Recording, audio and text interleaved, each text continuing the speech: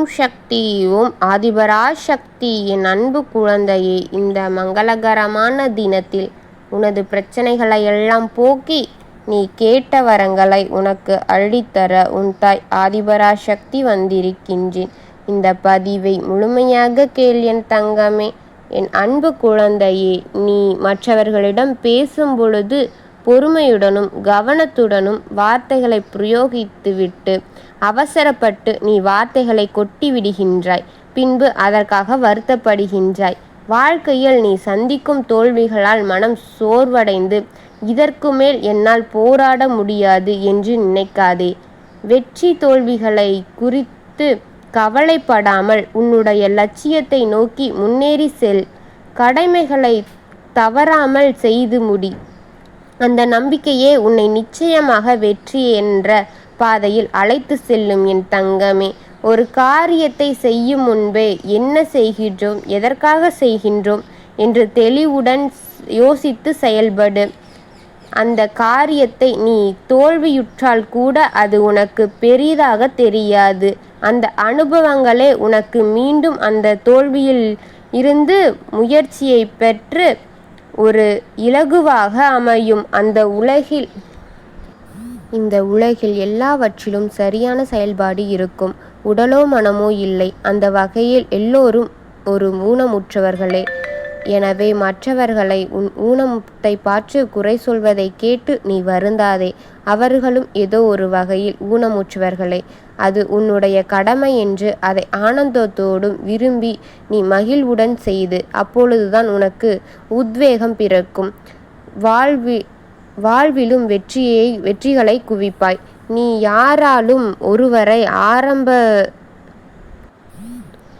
யாரையாவது ஒருவரை நம்ப வேண்டும். ஆனால் ஒரு முறைக்கு பல முறை யோசித்து செயல்படு.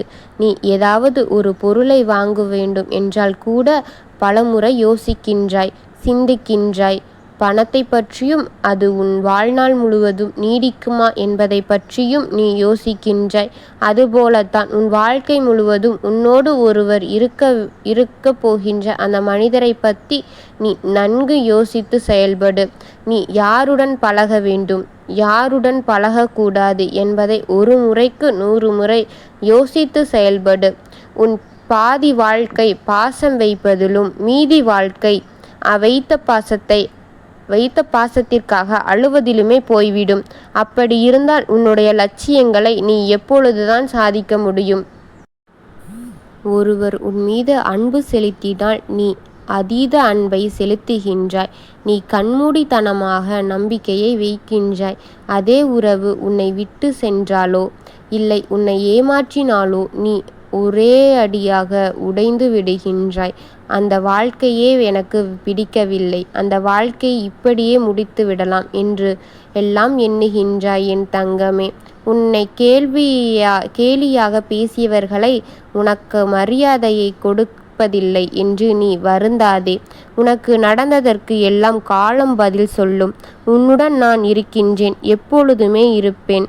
உன்னுடன் நான் ஒரு விஷயத்தை சொல்லட்டுமா? நீ யாரை நினைத்து மனதில் வலிகளை சுமந்து கொண்டிருக்கின்றாயோ, இல்லை யாரை நினைத்து உன் கண்களிலிருந்து கண்ணீர் வடிந்து கொண்டிருக்கின்றதோ அவருக்கும் உன்னை நினைத்து வருத்தப்படுவார்கள். இதுதான் இந்த தாய் ஆதிபராசக்தியின் அற்புதம். இதுதான் உன்னுடைய விளைவுகளை. நிச்சயமாக நீ யாரால் மனம் உடைந்து இருக்கின்றாயோ அவர்களுக்கு உன்னை நினைத்து வருந்துவார்கள். நீ எதை பற்றியும் கவலைப்படாமல் இரு என் தங்கமே. அந்த கவலையிலிருந்து மீண்டு வா என் தங்கமே. விதி உன்னை வீழ்த்த நினைக்கின்றது. நீ எதை பற்றியும் கவலைப்படாதே. நான் உன்னை ஜெயிக்க வைக்கின்றேன். நீ ஜெயிக்கும் வரை உன்னுடன் நான் ஏதோ ஒரு ரூபத்தில் உன்னுடனே இருக்கப் போகின்றேன். நீ சாதிக்க பிறந்தவள். அதுவே என் தங்கமே. விழுந்தால் எழுந்திரு, தோற்றால் பிளம்பாதே என் தங்கமே. போராடு.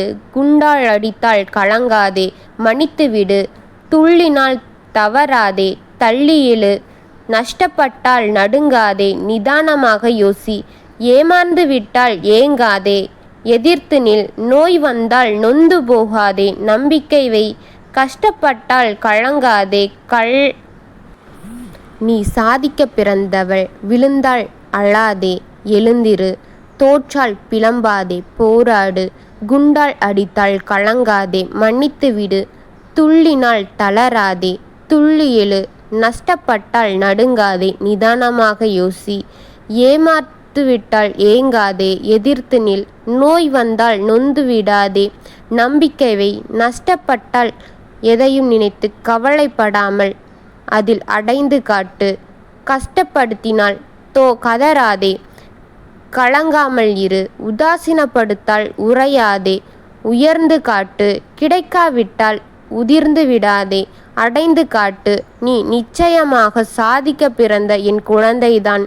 ஓம் சக்தி. ஓம் ஆதிபராசக்தி. வாழ்க வளமுடன்.